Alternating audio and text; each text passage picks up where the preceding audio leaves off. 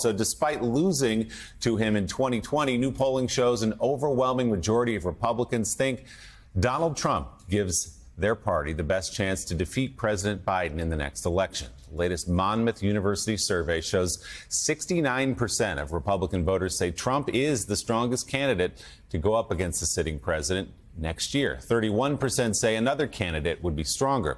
Of those running for the Republican nomination, the poll shows Trump leading with 54% support, followed by Ron DeSantis in a distant second at 22%, everyone else at 5% or lower in this poll. So, Tim Miller, let's look at that poll for just a moment. That's not a surprise. That's kind of where it's been for the last several weeks, months, perhaps even. Ron DeSantis down about 30 points to Donald Trump.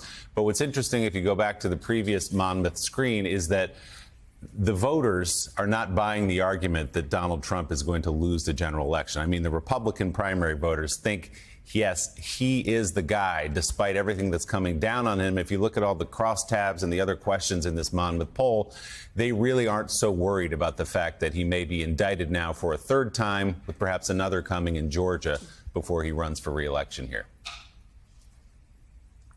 Yeah, that's right, Willie. And I think that's kind of related to what I wrote about, right? What maybe viewers might think is the alternate universe reality Republican primary is actually the real one. These people might not be dealing with facts, but it's a majority of the party, an overwhelming majority of the party, thinks that Joe Biden's win in 2020 was illegitimate, thinks that he, is suffering such severe mental decline that he can't even be president, that he'd be very easy to beat.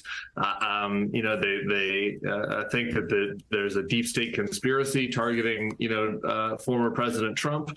If you believe all of these things, then it would be natural for a majority of the party then to think that Donald Trump would be well placed to beat Joe Biden, because they think that he won last time and they think that Joe Biden is basically incapacitated. And so, in that worldview, it would make no sense to try to change horses. Now, those of us in the fact-based community realize that's not true, but that is kind of the information universe that Republican voters are swimming in. If they're reading MAGA media, listening to MAGA podcasts, watching Newsmax, watching some of these far right media outlets.